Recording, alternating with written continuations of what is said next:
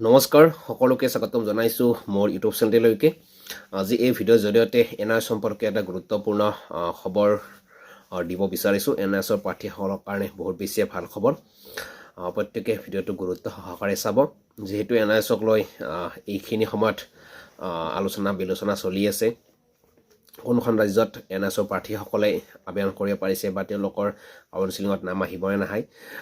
যিদিনা 10 ডিচেম্বৰত সেই ফাইনেল জাজমেণ্টটো আহিল, তাৰ পিছৰে পৰা এইটো বিষয়ত চৰ্চা চলি আছে। তেনে সময়তে আজি উত্তৰাখণ্ডৰ পৰা এটা পজিটিভ ৰিজাল্ট এনআৰএছৰ কাৰণে আহিছে, আৰু যি উত্তৰাখণ্ডৰ এনআৰএছৰ প্ৰাৰ্থীসকলৰ কাৰণে উত্তৰাখণ্ড হাইকোৰ্টৰ পৰা বহুত বেছি ভাল খবৰ আহিছে। অৰ্থাৎ উত্তৰাখণ্ডৰ যি ৰিক্ৰুটমেণ্ট প্ৰচেছ, সেই ৰিক্ৰুটমেণ্ট প্ৰচেছত উত্তৰাখণ্ডৰ এনআৰএছৰ প্ৰাৰ্থীসকলক কাউন্সিলিঙত আনিবলৈ উত্তৰাখণ্ডৰ হাইকোৰ্টৰ পৰা নিৰ্দেশনা দিছে। অৰ্থাৎ উত্তৰাখণ্ডৰ এনআৰএছৰ প্ৰাৰ্থীসকলৰ তাত জয়লাভ কৰিছে। অৰ্থাৎ তেওঁলোকে এতিয়া ফ্ৰেছ ৰিক্ৰুটমেণ্টত অংশগ্ৰহণ কৰাৰ সুযোগ পাব।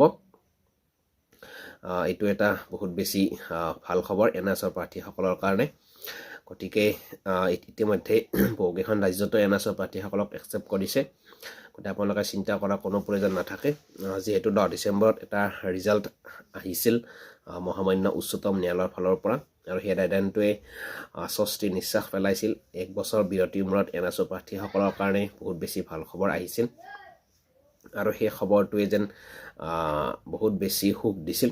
কাৰণ এবছৰ ধৰি যিহেতু এনআৰএছৰ প্ৰাৰ্থীসকলৰ এটা নিৰাশাত ভুগি আছিল, আৰু সেই 10 ডিচেম্বৰ পিছৰে পৰা যে এনআৰএছৰ প্ৰাৰ্থীসকলে ফ্ৰেছ ৰিক্ৰুটমেণ্ট পাবনে নাপায় বা কি হ'ব কি নহয়, বিভিন্ন আলোচনা বিলোচনা চলিছিল। তেনে সময়তে আজি উত্তৰাখণ্ডৰ হাইকোৰ্টৰ পৰাও এনআৰএছৰ প্ৰাৰ্থীসকলৰ কাৰণে ভাল খবৰ আহিছে। তেওঁলোকেও ফ্ৰেছ ৰিক্ৰুটমেণ্টৰ কাৰণে আবেদন কৰিব পাৰিব।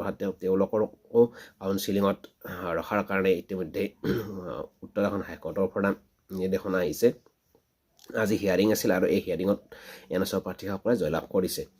গতিকে এনআৰএছৰ প্ৰাৰ্থীসকলে চিন্তা কৰাৰ কোনো প্ৰয়োজন নাই। আপোনালোকৰ যিসকল অসমৰ এনআৰএছৰ প্ৰাৰ্থী, আপোনালোকৰো ভাল খবৰ আহিব বা ভাল দিন আহিব।